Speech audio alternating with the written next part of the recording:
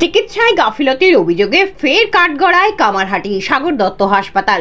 রোগীর মৃত্যু ঘিরে রণক্ষেত্র হাসপাতাল চত্বর। ঘটনাস্থলে কামারহাটি থানার পুলিশ। গত 24 এপ্রিল গল ব্লাডারে স্টোনের অস্ত্রোপচারের জন্য কামারহাটি সাগর দত্ত মেডিকেল কলেজ এবং হাসপাতালে ভর্তি করা হয় বছর 26-এর মহিলা সীমা দাসকে। বর্ধমান জেলার কাটোয়ার সোমরাবাজার এলাকার বাসিন্দা সে। গত 30 এপ্রিল কথা ছিল মাইক্রো সার্জারির মাধ্যমে অস্ত্রোপচার হওয়ায়, কিন্তু পরে সেটা না হওয়ায় পরিবারের লোকজনকে জানিয়ে দেওয়া হয়। পরিবারের অভিযোগ, গত মঙ্গলবার অস্ত্রোপচারের পর থেকেই রোগীর শারীরিক অবস্থা অবনতির কারণে আইসিইউতে রাখা করা হয়। আজ রোগীর পরিবারের লোকজন রোগীর সাথে দেখা করতে চাইলে বিকেলে জানানো হয় রোগীর মৃত্যু হয়েছে। আর রোগীর মৃত্যু ঘিরে রণক্ষেত্রের আকার নেয় হাসপাতাল চত্বর। হাসপাতাল কর্তৃপক্ষ জানান, অস্ত্রোপচার করতে গিয়ে লিভারের শিরা কেটে ফেলার দরুন অতিরিক্ত রক্তপাত হয় রোগীর। তারপরে আজ ঘোষণা করা হয় মৃত্যুর কথা। আর তারপর থেকেই চিকিৎসায় গাফিলতির অভিযোগ তুলে বিক্ষোভ দেখাতে থাকে রোগীর পরিজন। ঘটনাস্থলে কামারহাটি থানার বিশাল পুলিশ বাহিনী।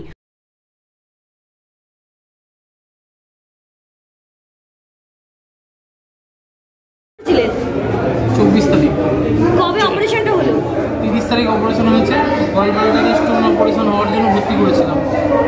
তারপরে মাইক্রো সার্জারি করবে বলেছিল। মাইক্রো সার্জারি কি হয়েছিল?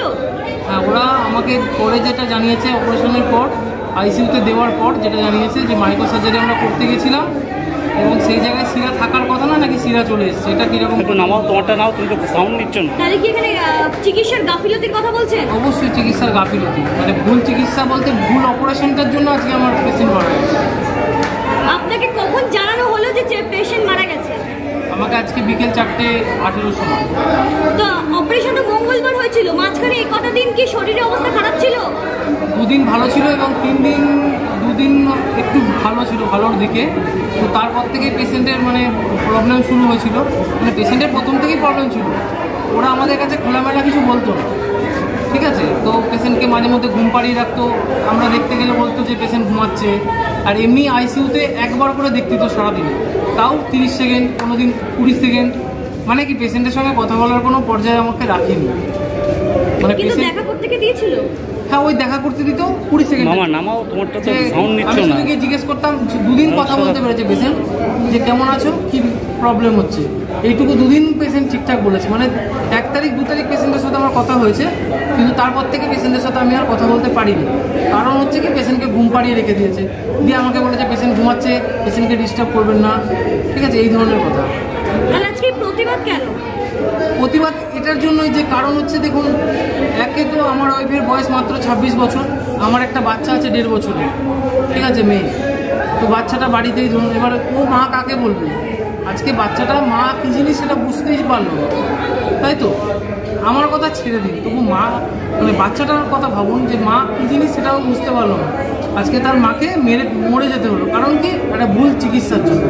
একটা ছোট্ট গল ব্লাডার অপারেশন, যেটা সে প্ল্যান করেছিল কি 2 দিন তার অপারেশন করতে লাগবে, 2 দিন হসপিটালে থাকবে, তারপর বাড়িতে এসে সে তার বাচ্চাকে নিয়ে থাকবে। এটা প্ল্যান করে সে গেছিলো হাসতে হাসতে। পেশেন্ট হাসতে হাসতে গেছিলো, এমনকি ওটিতে যাওয়ার আগে আমার কাছে একটা ছবি পর্যন্ত আছে যে পেশেন্ট হাসতে হাসতে গেছে, কিন্তু সে আর ফিরে এলো না। যখন আল্ট্রাসোনোগ্রাফি রিপোর্টে ধরা পড়েছিল, তখন কি ডাক্তার একবারও জানিয়েছিল যে একটা এখানে এক্সট্রা শিরা রয়েছে বা কিছু?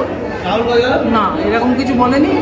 আমাকে লাস্ট কালকে ওরা বলেছিল যে আমরা আল্ট্রাসোনোগ্রাফি করেছি, একটা লিভারের সামনে ব্লাডের একটা রক্ত জমা হয়েছে, সেটার অপারেশন করতে হবে। তো সেটা আগে কেন জানালো না? সেটা আমি জানি না, আমাকে আগে কেন জানানো হয়নি। আমাকে কাল লাস্ট জানানো হয়েছে এটাই, যে একটা হঠাৎ করে পেশেন্ট বলছে, প্রতিদিনই বলছে যে ঠিক আছে, একই কন্ডিশন আছে। এবার আমরা কী ভাবছি, নতুন করে প্রচুর ব্লাড লস হয়ে গেছিলো শিরাটা কাটার জন্য, যেরকমভাবে ডাক্তার আমাদের বলেছে যে শিরাটা কেটে গেছে, প্রচুর ব্লাড লস হয়েছে, পেশেন্টের অবস্থা খুব ভালো নয়। প্রথম দিন আমাদের বলা হলো, তারপরে ব্লাড দিয়ে বললো ঠিক আছে, পেশেন্ট এখন স্টেবল। পরের দিন এসে বললো পেশেন্ট স্টেবল। আমি ভাবলাম যে নতুন করে ব্লাড দিয়েছে, প্লেটলেট কম আছে, আবার ব্লাড দিচ্ছে, পেশেন্ট সুস্থ হয়ে যাবে। তো তারাও বললো যে হ্যাঁ, পেশেন্ট আস্তে আস্তে রিকভার করবে, পেশেন্ট সুস্থ হয়ে যাবে। তো আমরা সেই মতোই চলছিলাম। হঠাৎ করে কালকে আমাকে বললো পিজি বা আরজি কর বা এনআরএসে আমরা ট্রান্সফার করতে করবো, আমরা বেডের ব্যবস্থা করছি, আপনার পেশেন্টকে আমরা পাঠাবো ওখানে সিরার অপারেশন করার জন্য। তাহলে তারা তো তখনও বলতে পারতো যে আমার পেশেন্টের অবস্থা ভালো না, আপনি ওখানে বেড পাওয়া খুব মুশকিলের ব্যাপার, তাহলে আপনি অন্য কিছু ব্যবস্থা করুন বা প্রাইভেটে কিছু ব্যবস্থা করুন।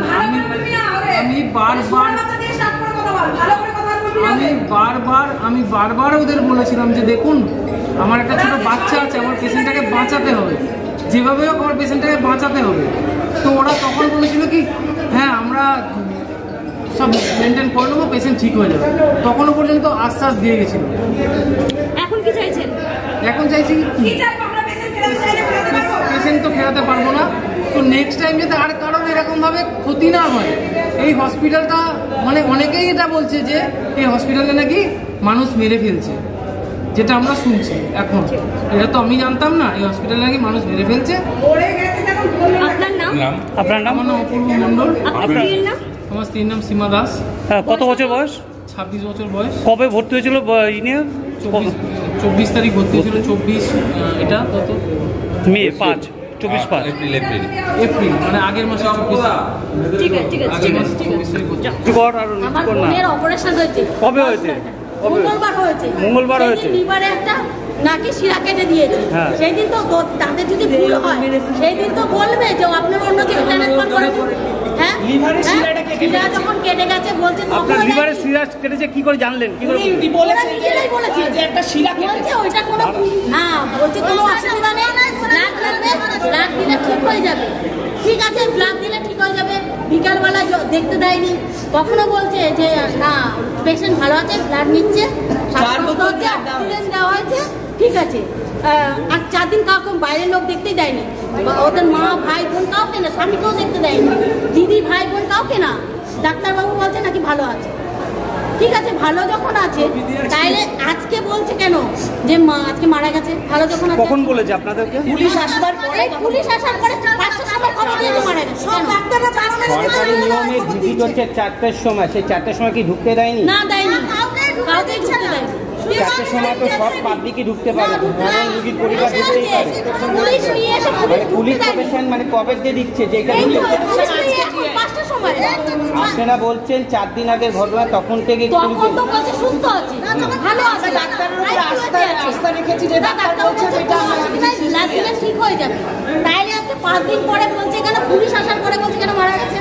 তাহলে 4 দিন 5 দিন আগেই মারা গেছে, খবর দিয়েছে বিকালে। সুপারের সঙ্গে যোগাযোগ করেছেন? সে তো যোগাযোগ করতেই দিচ্ছে না। তারা দিচ্ছে না? হসপিটাল করতে দিচ্ছে না, বলছে এখানে যান ওখানে যান, যেখানে যাচ্ছে সেখানেই তালা বন্ধ। তাই বিষয়টি আপনার কোনো জায়গায় কমপ্লেন করেছেন? কমপ্লেন করতেই তো কাগজপত্র তো দিচ্ছে না, এগুলো সব আটকে রেখেছে। পুলিশ বলেছে সুপারের কাছে কমপ্লেন করতে, আমরা এসেছি, এখানে এসে একজন কথা বলে বলেছে আপনার প্রশাসনের কাছে কি দাবি করবেন এখন? কি দাবি আপনার? আমরা বিচার চাই, ডাক্তারকে বের করে দিই, আমরা ডাক্তারের সঙ্গে কথা বলবো, তার কাছে তার মুখ থেকে সব শুনবো। আমরা তো বাড়ি থেকে এসেছি, আমরা তো কিছু জানি না, মরার খবর শুনে এসেছি। এবার আমরা ডাক্তারের সাথে কথা বলতে চাইছি। ডাক্তারকে একবার নিয়ে আসুন, ডাক্তারের তো শাস্তি আছে, ডাক্তারকে একবার বের করে দিই। আমরা চাইছি ডাক্তার শাস্তি চাই, আমাদের এই লাশ সেখানেই রাখবো, এই লাশ সেখানে চুই রাখবো, নিচে বসে রাখবো, শাস্তি হবে তারপরে হরিয়ান লোকটা সরা লাশ নিয়ে যাবো না, আমাদের মরা মুখটাও দেখতে দিচ্ছে না, মুখটাও দেখতে দিচ্ছে না কেন? আমরা লাশ নিয়ে বসে থাকবো, লাশ নিয়ে বসে শাস্তি পাই, ডাক্তারের শাস্তি হবে তারপরে লাশ নিয়ে যাবো, তার আগে আমরা যাবো না, এর বিচার আমরা চাই। দাদা, হ্যাঁ দাদা একটু নামা, আমি লঙে আছি। হ্যাঁ দাদা, কি হয়েছে? কি ঘটনা ঘটেছে? বোনের পাথর হয়েছিল পেটে, গলব্লাডার স্টোন হয়েছিল। গলব্লাডার স্টোন হওয়াতে ডাক্তার বারবার বলছে যে ডেট দিচ্ছে, একটা ডেট দিল 22 তারিখে ভর্তি হতে হবে। ভর্তি হওয়ার পর 1 সপ্তাহ ফেলে রাখার পর মঙ্গলবার দিন অপারেশন করলো। অপারেশন করার পর পাথরও দেখালো, বললো আপনার পেশেন্ট ঠিক আছে। অপারেশন করার পরে কেন আইসিইউতে রাখবে? আইসিইউতে কেন রাখবে? আইসিইউতে রাখার পর বলছে আপনার পেশেন্ট ভালো আছে। একটা গলব্লাডার স্টোন হলে 3 দিন ধরে আইসিইউতে ফেলে রাখে কেন? 3 দিন ধরে আইসিইউতে ফেলে রাখবে কেন? আজকে বলছে ঠিক আছে। এমন কি হলো, কালকে সকালবেলা রাত্রিবেলা মল ঢুকিয়ে খাবার খাওয়াতে হলো। হ্যাঁ, এদিকে বলছে পেশেন্ট ঠিক আছে। হ্যাঁ, আজকে সকালবেলা ভেন্টিলেশন দিয়েছে। এগুলো জুনিয়র, ওরা অপারেশন করতে গিয়ে কোনো মতে কোনো নাক কেটে দিয়েছে, কেটে দেওয়ার ফলে কোনো ব্লিডিং হয়েছে, ওর রক্ত বেরিয়ে গেছে, ওকে এই করে ওকে মেরে ফেলেছে। আপনাদের কি বলেছে ডাক্তাররা, কটার সময় বলেছে? আমরা এখন ডাক্তারের নামে কেস করতে চাই, আমরা এখন ডাক্তারের এগেনস্টে কেস করবো। আপনারা কি চাইবেন, কি চাইবেন আপনার দাবি? আমরা চাই এর ডাক্তারের শাস্তি হোক, ডাক্তারের শাস্তি হোক, আমরা চাই ডাক্তারের শাস্তি হোক। যে মারা গেছে তার নাম কি? সীমা দাস। কত বছর বয়স? 26 বছর। হ্যাঁ, বিবাহ রবীন্দ্র কানন। হ্যাঁ, রবীন্দ্র কানন। নিচু কর না। হ্যাঁ, আপনার সুপার কি বলছে? সুপার সুপার নেই, সুপার হাওয়া। ফোন যেই মারা গেছে সংসং চলে এসছে, পুলিশ সাপোর্ট দিয়ে দিয়েছে, পুলিশ গার্ড দিয়ে দিয়েছে, পুলিশ গার্ড দিয়ে দিয়েছে সংসং। পুলিশ কিছু বলেছে? পুলিশ কিছু বলছে না, পুলিশ বলছে আমরা কথা বলছি। আপনারা হসপিটালে বসে কথা বলছি, আমরা বলছি ডাক্তারে ডাকেন, সুপারে ডাকেন। হসপিটাল কর্তৃপক্ষ কি বলছে? অন্য একটা সুপার এসে কথা বলছে। হসপিটাল কর্তৃপক্ষ কি বলছে? হসপিটাল কর্তৃপক্ষ কোনো কথাই বলছে না। মারা গেছে কখন জানিয়েছে আপনারা? 4:18 জানিয়েছে মারা গেছে সকালবেলা। আপনারা জানলেন কি সকালে মারা গেছে? সকালবেলা জানিয়েছে। ওরা বলছে যে আপনার পেশেন্ট ঠিক আছে, ঠিক আছে, আপনার পেশেন্ট ঠিক আছে।